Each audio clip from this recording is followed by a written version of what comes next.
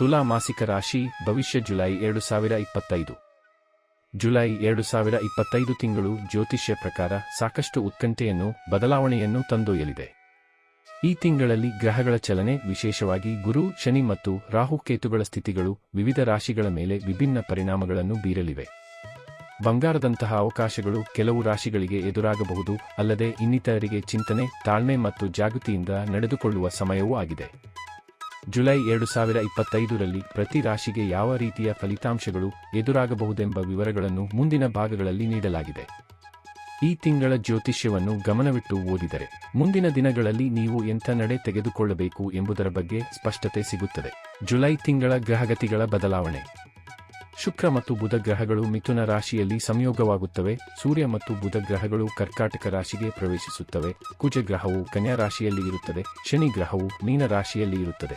ರಾಹು ಕುಂಭ ರಾಶಿಯಲ್ಲಿ ಮತ್ತು ಕೇತು ಸಿಂಹ ರಾಶಿಯಲ್ಲಿ ಇರುತ್ತದೆ. ತುಲಾ ಮಾಸಿಕ ರಾಶಿ ಭವಿಷ್ಯ.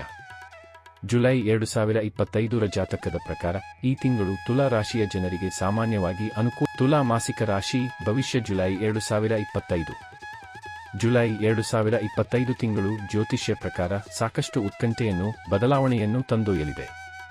ಈ ತಿಂಗಳಲ್ಲಿ ಗ್ರಹಗಳ ಚಲನೆ, ವಿಶೇಷವಾಗಿ ಗುರು, ಶನಿ ಮತ್ತು ರಾಹು ಕೇತುಗಳ ಸ್ಥಿತಿಗಳು ವಿವಿಧ ರಾಶಿಗಳ ಮೇಲೆ ವಿಭಿನ್ನ ಪರಿಣಾಮಗಳನ್ನು ಬೀರಲಿವೆ.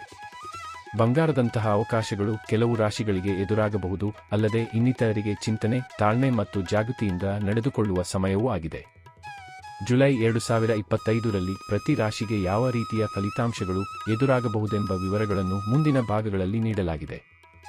ಈ ತಿಂಗಳ ಜ್ಯೋತಿಷ್ಯವನ್ನು ಗಮನವಿಟ್ಟು ಓದಿದರೆ ಮುಂದಿನ ದಿನಗಳಲ್ಲಿ ನೀವು ಎಂಥ ನಡೆ ತೆಗೆದುಕೊಳ್ಳಬೇಕು ಎಂಬುದರ ಬಗ್ಗೆ ಸ್ಪಷ್ಟತೆ ಸಿಗುತ್ತದೆ.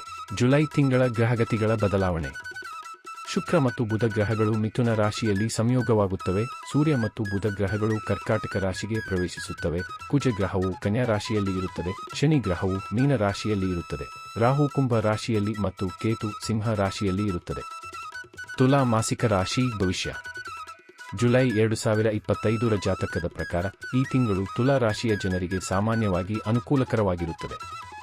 ಈ ತಿಂಗಳು ಸೂರ್ಯನ ಸಂಕ್ರಮವು ತಿಂಗಳ ಮೊದಲಾರ್ಧದಲ್ಲಿ ನಿಮ್ಮ ಅದೃಷ್ಟದ ಮನೆಯಲ್ಲಿದ್ದರೆ, ತಿಂಗಳ ಉತ್ತರಾರ್ಧದಲ್ಲಿ ಅದು ನಿಮ್ಮ ಕರ್ಮದ ಮನೆಯಲ್ಲಿರುತ್ತದೆ. ನಿಮ್ಮ ವೃತ್ತಿಜೀವನದ ಅಧಿಪತಿ ಚಂದ್ರ ಗ್ರಹವಾಗಿದ್ದು, ಅದು ಪ್ರತಿ 2ರಿಂದ 2.5 ದಿನಗಳಿಗೊಮ್ಮೆ ತನ್ನ ರಾಶಿಯನ್ನು ಬದಲಾಯಿಸುತ್ತದೆ.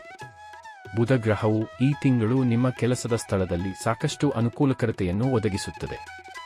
ವ್ಯಾಪಾರಕ್ಕೆ ಸಂಬಂಧಿಸಿದ ಜನರು ಈ ತಿಂಗಳು ಕೆಲವು ಉತ್ತಮ ಅವಕಾಶಗಳನ್ನು ಪಡೆಯಬಹುದು. ಜುಲೈ ತಿಂಗಳು ಸಾಮಾನ್ಯವಾಗಿ ಶಿಕ್ಷಣದ ದೃಷ್ಟಿಕೋನದಿಂದ ಉತ್ತಮ ಫಲಿತಾಂಶಗಳನ್ನು ನೀಡುತ್ತದೆ. ಅಂದರೆ ಸ್ಪರ್ಧಾತ್ಮಕ ಪರೀಕ್ಷೆಗಳಲ್ಲಿ